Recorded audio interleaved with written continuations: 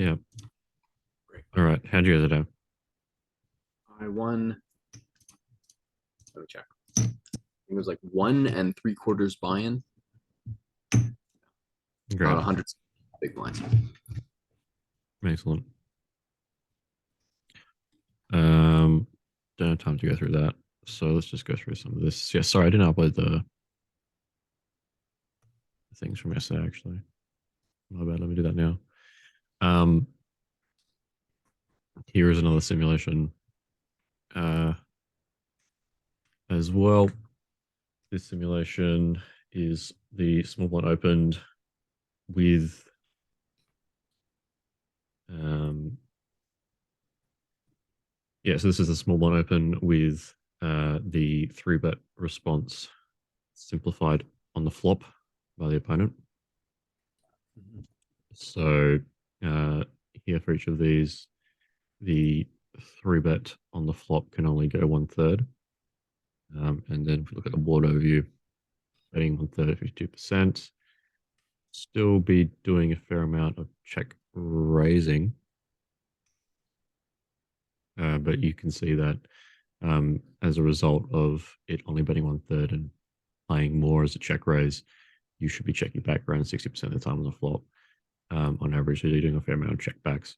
So basically, what this means is that because Brown is slightly, I think, under c betting the flop in these Three three bet pots, pots. Mhm. or he's betting slightly too small. I can't remember off the top of my head exactly what the league was. I'm pretty sure it was. I'm pretty sure it's a combination of the two. He's betting a little bit less, and then simply a little bit too small. Hmm.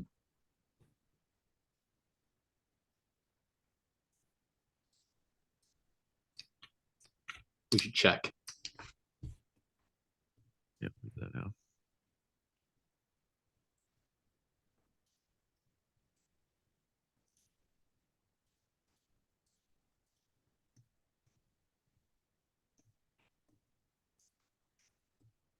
Okay. So we've got 159 hands where you saw the flop.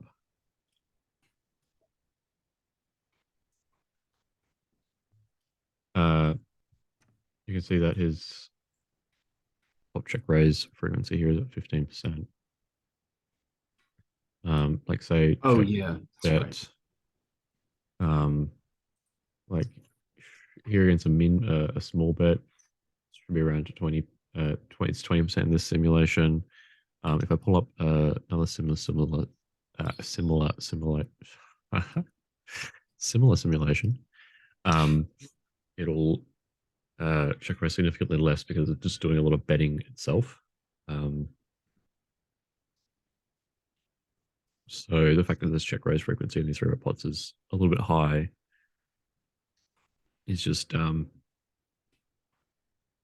showing us that he's probably going for a little bit more of a check raise based strategy rather than c betting himself. Mhm. What this one? Flop.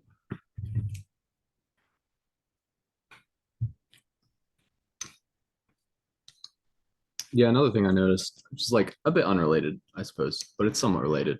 I think I noticed in game today, it felt as though he was a bit too aggressive on the 10 high boards because he occasionally flats two bets with like king 10 suited and queen 10 suited, and he never three bets ace 10 offsuit. And so like he should actually probably be pretty passive on the 10 high boards because he just doesn't have a lot of top pairs. And he wasn't. I got him. Yeah. Good. So you can make these exploits based on this preflop range.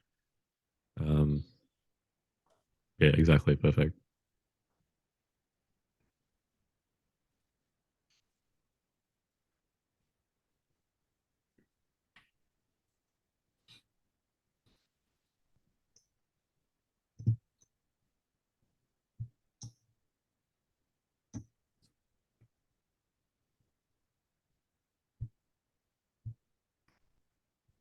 Okay, so you can see this is like the old ones, the flop simulation.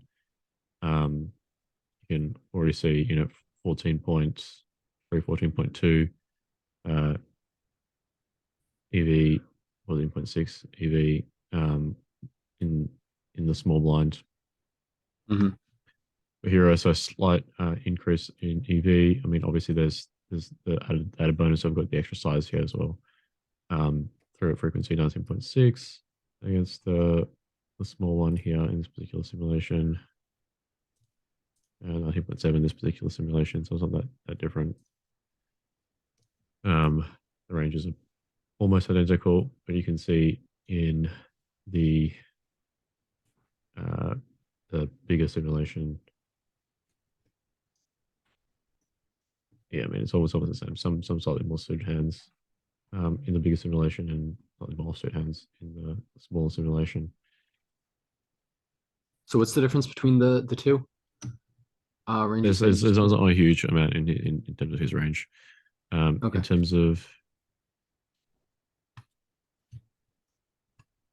In terms of Hero's calling range, um, so the adjustment that you should make pre-flop to him basically not putting as much money in on the flop in the three bet pots, which is sort of what he's doing, is to essentially always four bet ace queen suited and jacks, which Mhm. is kind of what not what the solver was doing beforehand. So solver was flatting a little bit of ace queen suited, flatting a little bit of pocket jacks, but now Mhm. these hands are just always four betting.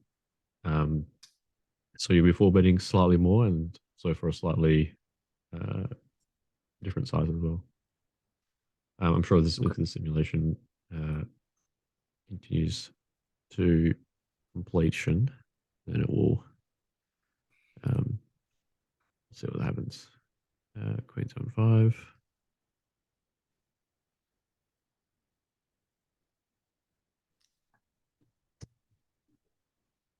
Okay, so this is the board overview of the simplified simulation, and then this is the board overview of the complex simulation. So you can see 48.9. You've got a variety of different sizes versus 48 with just the single size of 33%.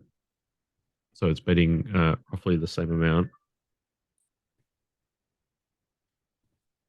But because uh, Brown is going a little bit too small with his bet sizing, I think. Like he doesn't have any of this 140 uh, any reasonable frequency. He doesn't have too much of the 75 any reasonable frequency. He does a little bit of these pot size bets, but they're not as much as the solver wants to do. So that's why if I just have it as 33, it'll end up betting uh, putting slightly less money in the pot. Check, put a pot bet. So here for Hero, what a pot bet is the one that's most taken. And then in the original GTO sim, what a pot bet is also the one that's most taken, but also some 33 as well. And the overall betting frequency is significantly higher. So 60.4% is the new exploitative checking frequency versus 53% was the old exploitative checking frequency. So we're checking back slightly more. And the reason behind that is because if we check, if we bet, so for Is that example, on the all quarter pot, flops? yeah, that's overall flop strategy. Okay.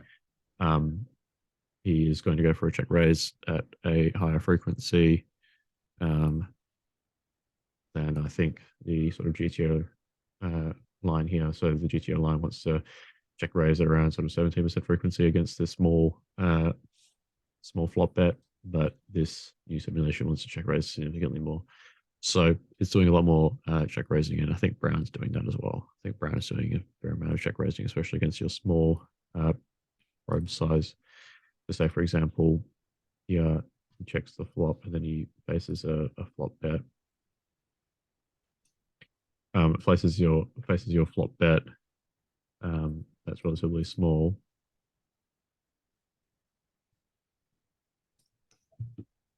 He's going for a 21.05% check raise frequency, which is significantly higher than what the solver does in terms of the GTO spot. For the GTO spot here, check raises, these up. That's what 17%, 18%. He's going 21%, much more close to sort of this particular size where it's doing a lot more check raising against 50% size. Doing a fair bit less check raising, but still check raising at above 20% frequency in this particular simulation.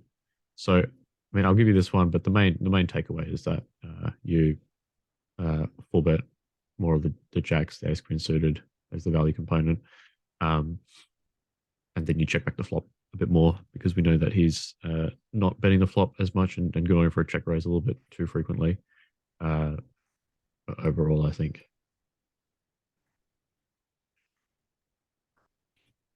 Yeah, so when he checks the flop, he goes for the check raise 5 out of 33, which is, I mean, it's not a huge sample size, but it's enough to say that he's probably going a little bit much, especially because he's like checking the flop a fair amount.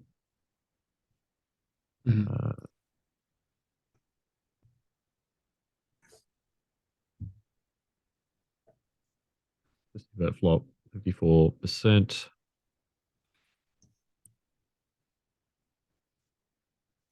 % here, and then the big sim once again 52%. So it might be c-betting a little bit much, but for a slightly smaller size, but that's sample size issue as well. Yeah, I think he's playing a little bit closer to sort of range bet small than check and split. This is a lot of 100 big blinds deep. When I remove this filter here,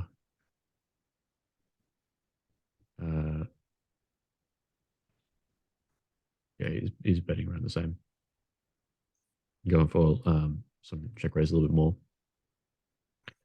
So, yeah, there's this simulation which I'll upload.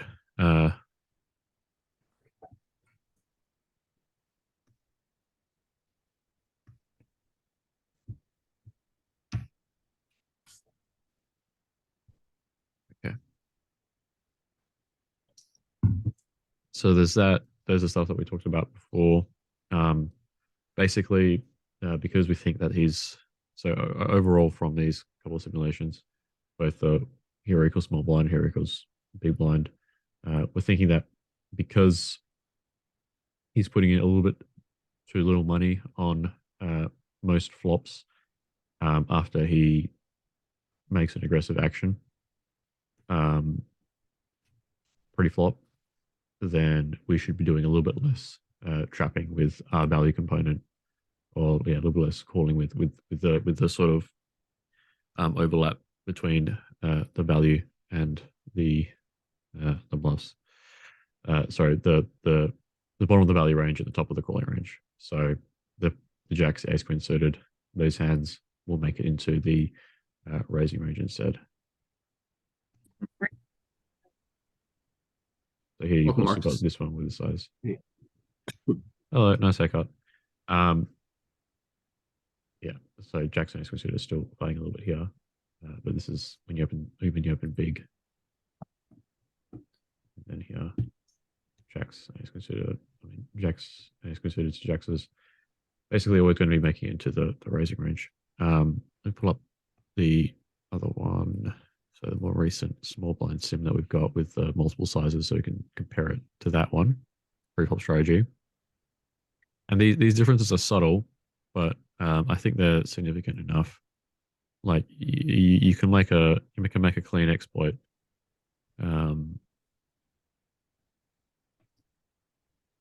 Yeah, I mean, if you can make a clean exploit of a post flop tendency, which leads you to have an extra half a big blind partner hands, it's nice. It's not game breaking, but it's nice. Mm-hmm. So here, for example,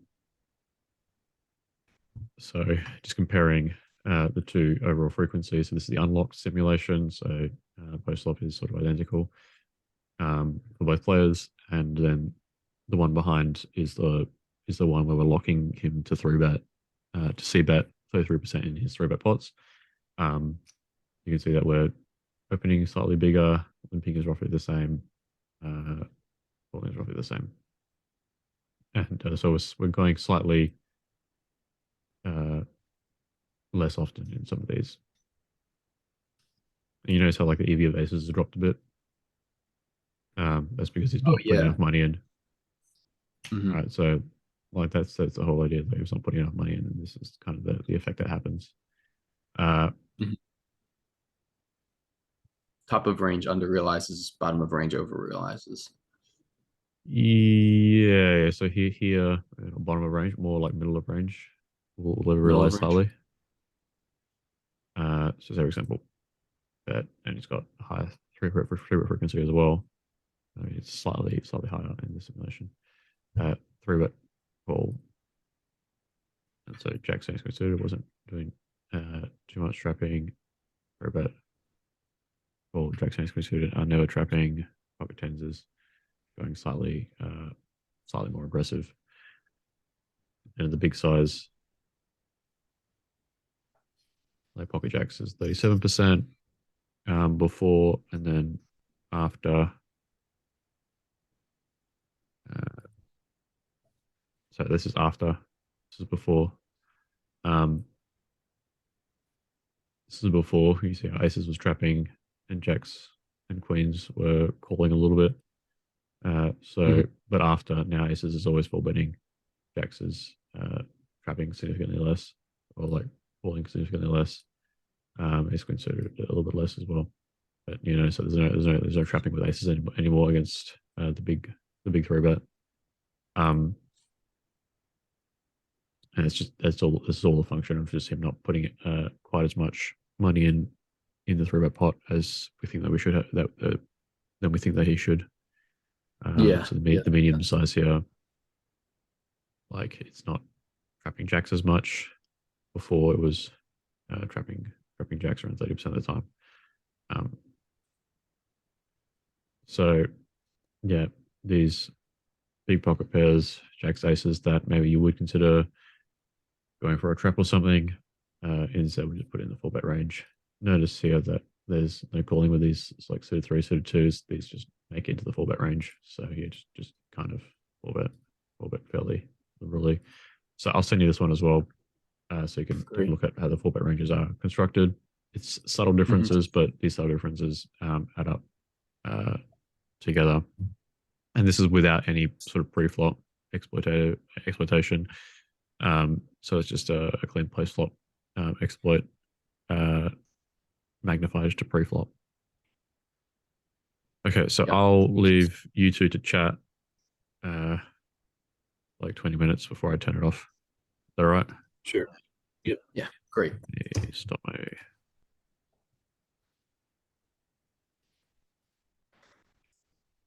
All right. So So what went on today? I was down big at the break. I was down like 3 blinds at the break.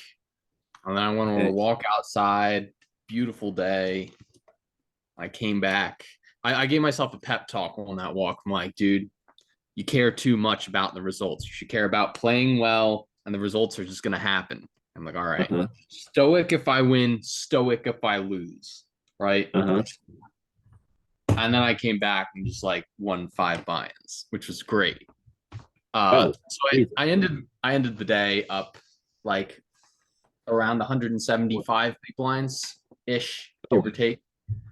Yeah, it was quite the run at the end. Quite the run at the oh, end. that's actually not what I expected to hear because I'd actually just like looked in the chat just quickly like right before this. And it was like, oh, like how did oh like Pink got smashed for like 4 or 5 binds or something like this in the first session, and then like how the second go and like no one answered or something like this. So I was like, oh, okay, like I'm gonna have to give him a talk, Oh but yeah, everything's fine. No, I no, won today. yeah, yeah, yeah. Uh, Oh, um, it was not looking good. It was not looking good there for a while. so okay, um, The yeah, lead like is over 25. okay, fine. What's going? So, are you feeling swings happen often? Like, like this has been a pattern actually. I've noticed it's like first session you lose, and then like somehow you like make it back and like oh like yeah, like this happened yesterday. Like oh you're down 30 and like now you like end of the day is like you're up like 60 blinds or something. Uh, I this honestly think it's variance. It's just like okay. get very unlucky in the first session, get very lucky in the second session. Sure. Which is pretty crazy because like there hasn't really been a day where I've swung more than 3 buy-ins by the end of the day in like the past like 2 weeks. It's been a while since someone won or lost three buy-ins.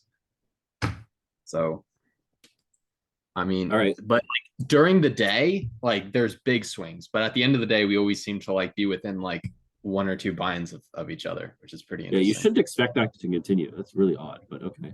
Yeah, it is. It is. Okay. I've noticed that. Yeah, like in theory, this is not how variance work, but whatever. Okay, like you're feeling like, so you're at the halfway mark now. Yeah, Just we about? just hit it today.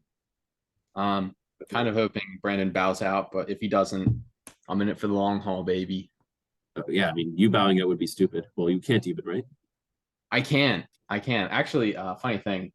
When negotiating this challenge, I actually wanted to just like I wanted a mercy rule so that if I won 20 buy-ins, I could leave. And he was not on board with that. And so I'm like, all right, fine. Oh, the challenge would have been done in like fucking like 3 days. It literally would have been done in like 3 days. It would have been hilarious. Brandon lasts 1 week. Yeah. Okay. Instead, he's just continuing to lose, which is fine, but it's fine. Also, right. I finally broke the hex of running below EV.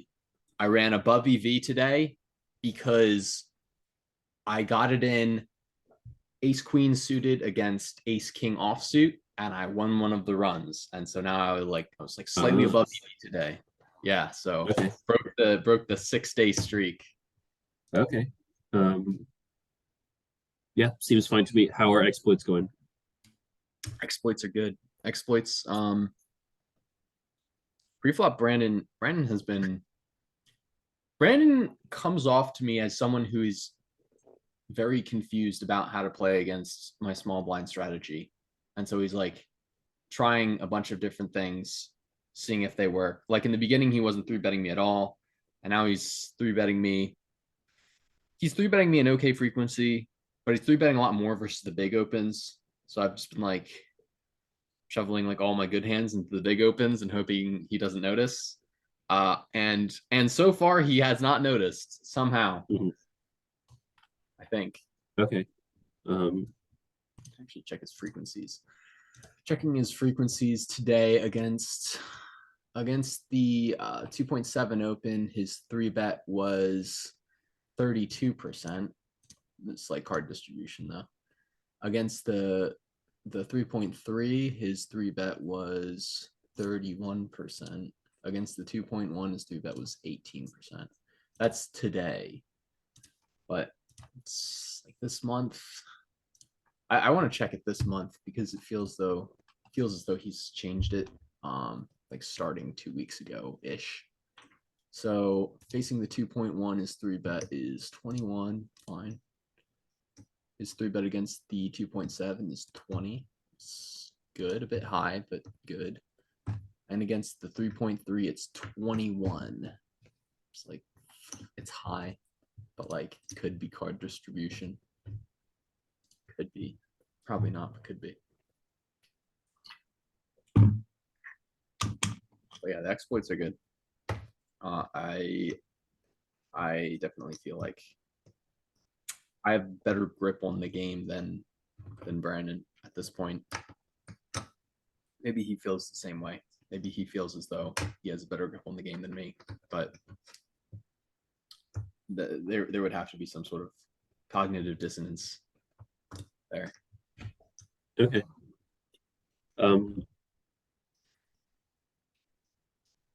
Stuff with Thomas is going fine still? Like Sims are getting run and yeah, you're happy? Yeah. Okay.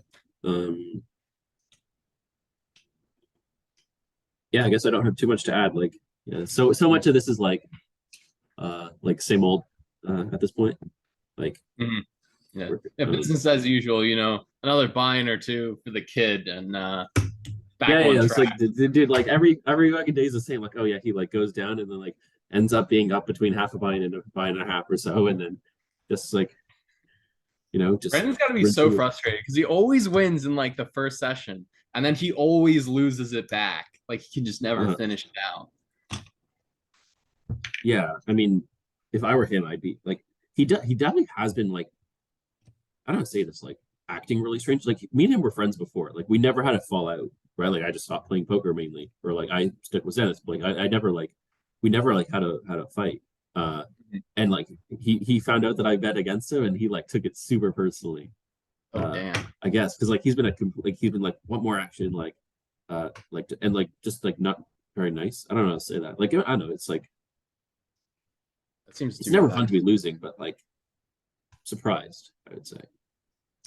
Yeah, yeah. He Yeah, I mean, has, I wouldn't be happy there's a with him. side to him that's just like really condescending Yeah, and really that, contentious.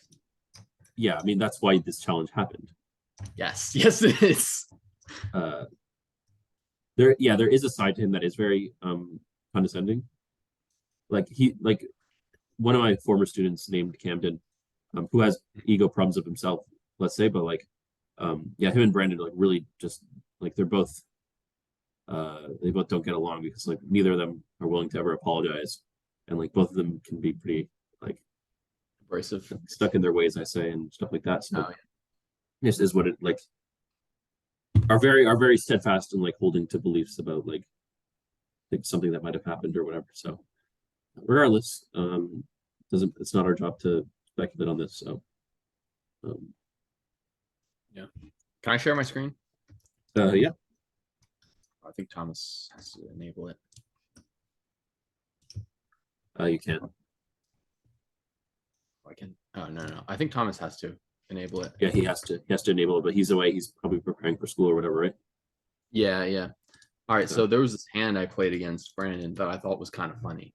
It's like, Go for did it. I show you the 10-8 hand where he just like rips like infinity over my turn over bet probe? I've seen that hand, yeah. Yeah. Like he had a straight draw. It was like Queen Jack 6-2, and I overbet the turn with Queen 6, and he jams like 100 big blinds in after checking back the flop in a single raise pot. Yes, I remember that. Yeah. Well, this Like one he was checks back the flop, you overbet, and then he just rips on top like 5x or overbet. Mhm. Yeah, okay. This one was kind of like that. It was so I'll just tell you the hand. So Yeah. I opened to 2.1. He calls in the big blind. Calls, yeah. The flop is 10-8-4. I have 9-7 offsuit. So flop is 10-8-4. I have the open ender to the nut one side. He checks. I bet 2/3 pot. He goes for the call. The turn is the 6 of hearts. So it brings So in you get heart there? draw. Yeah. We have the nuts. He checks. I RNG high, so like I'm splitting my range here between like probably small over bet, full pot, and then like some smaller 3/4 bets or 2/3 bets. Okay. And I RNG like a 90. So I go for the small like 2/3 bet. And that's when Brandon decides to go all in. Oh, that's nice. For 106 for 107 big blinds into a pot of like 15. Like I don't know about that one, Chief. So there are these spots in like no limit or like in six max where like for example, like cutoff versus button like a 3-bet pot, and like the board gets like, say the board is like king queen jack 10 with 2 hearts or something like this, like if you have like ace of hearts x or like and ace x of hearts, then like you go for these like 5x over bets like on the turn, and the idea is to like make an ace different to calling you. Yeah. Like you like, but like this is just not one of these things. Yeah. like there are spots where you do just like fucking like go 6x the pot, right? Like as a raise, you like it's even a check, like there's a check raise where this happens, but like the main thing is just for someone to just like rip 6x the pot in a 3-bet pot, and like it looks silly because the line is like 10% and then you do this, but like this just isn't this is for sure not a spot, because like the only time you ever do this is like when you're trying to fold out chops, I'm pretty sure. Yeah. Because otherwise you need to do it over, like you want to get it across multiple bets. Because you actually get more money that way. Like they stack off more often, and you got like sometimes you only get half of that, like let's say so, or a portion of it. So like I don't get what he's doing Yeah. on that at all. So like that can't be good. So he has Jack 7 offsuit. Jack 7 on King, or sorry, he has Jack 7 on 10, 8, 6, 4 with a heart draw, and he does not have the heart draw. He just has a double gutter to the second nuts on one side and the second nuts on the other side. Wow. Yes. Okay, so my question for you is what do you think the under over on how many big blinds of a mistake that is at equilibrium? Oh, that's huge. Like the old, like that's got to be like over under 8. 8? Yeah. I think I'll take the under. I think it's going to be like 5 or 6. Let's fire up. I mean, I don't have a good estimate on how big blunders can be in this in heads up. Okay, I'm fine. curious. 8 is where I'd put it. All right. I'm putting that at 5. All right. I got the GTO wizard up. I'm gonna run it. 10-8. 10-8. The proper way to do this would have been like for us to like say like how big we thought it was, and then like I would go like 6 and you go under 6, and then I'd have a better line. But fine, we'll do 8. 8 and 5 are our predictions. Yeah. All right. So he checks flop. We go for the 2/3 on the flop. It is a spot you can overbet the flop. Given that I opened to 2.1, I decided not to have overbets because a smaller proportion of my range is comprised of over pairs that want to overbet. And then the 6 rolls off on the turn. He checks. Yeah.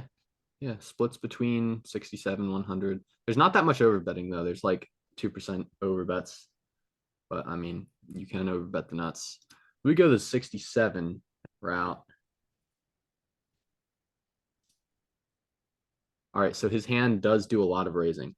That said, it never jams. And it's actually only a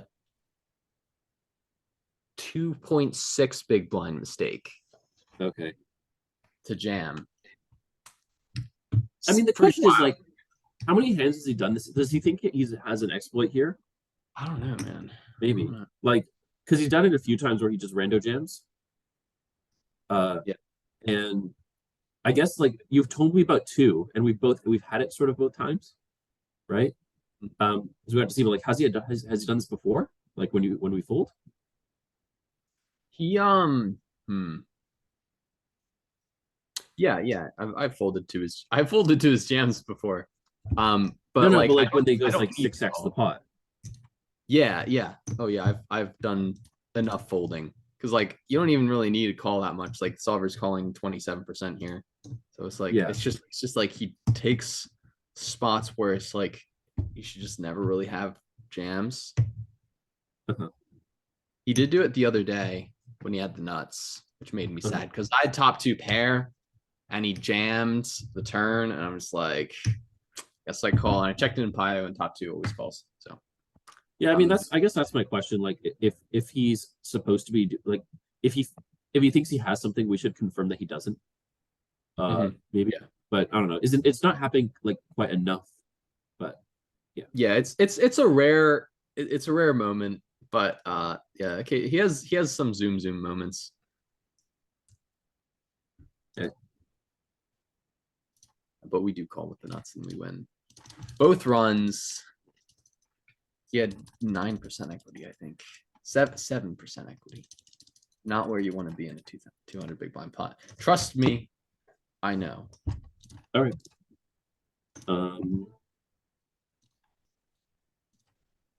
Okay.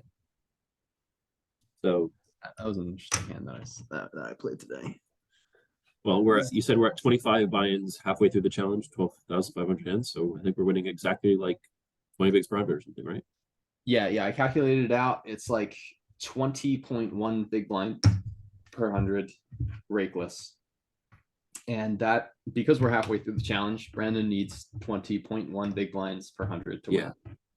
So It's very difficult. yeah, it's gonna be a tough one. It's not easy to win 20 big blinds per 100 over 12 and a half thousand. It's not easy. It's not easy. It's not easy. Bro, you gotta be really good. You gotta be really Yeah, good. you have to be really good. You need the setups, you need the sims, you need everything, and you need to run well too. So Yeah, dude. I mean, the running well, I think that's overblown, but you definitely need to be elite. I'm like I've been like I haven't told anyone that I'm like all people knows that I'm like people knows that I like will throw it for action. But like I haven't shown that I know you at all, or that I ever talked to you. So I was like, oh, like I just like typed like had the second session go, just like because I don't think anyone suspects that I'm in on this. I don't know how he figured out that Thomas is helping you. It's gotta be the multi and multi 3-bet sizes because like I've never done that before. I think it's probably Josh. But Maybe. hard to Maybe. know. Josh is arbing, so Right. I don't know. It doesn't seem like there's also just not anything you can do at this point. Like 500 hands a day, 25 more. Like there's a month left of this thing, right? yeah, probably just over. So there's a month left. Like what's his plan? Like is he gonna like I know you're gonna take a break for taxes in a sec. I'm probably Right. going to just take like a day or two off, and it's probably going to be Thursday, probably like Thursday, Friday this week. Yeah, figure out the tax situation, which is going to be pretty rough. I owe like 140 or 130, which is going to hurt, but I have it.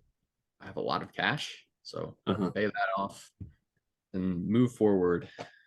But yeah, I owe like they're taking like 35 to 40% of my winnings, which is like pretty rough.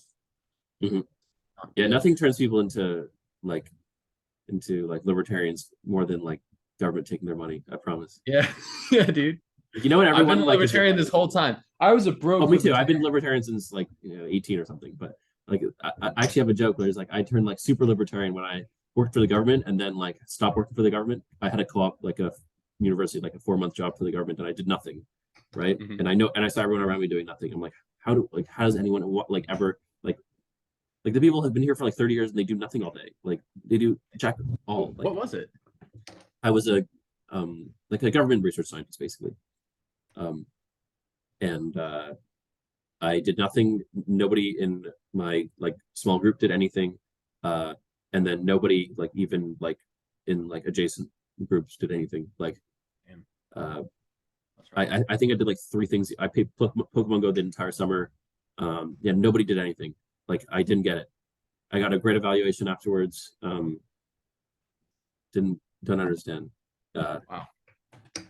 So. I worked for the government as well, as you may know. know. In the army. Yeah. There was a lot of doing nothing, but there was enough doing stuff to get me and keep me interested, I guess. But they don't. The government doesn't mind wasting your time. I know. Well, all still fine. So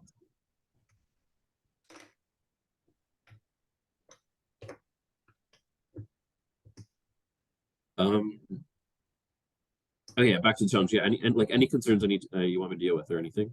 And other than that, like that's all I got. I should go back to work today. Yeah, no, I think we're good here. I have to all right dinner with the family anyway. Yeah, this still sounds good. So just keep it up and let me know how it goes at the end of the week, I guess.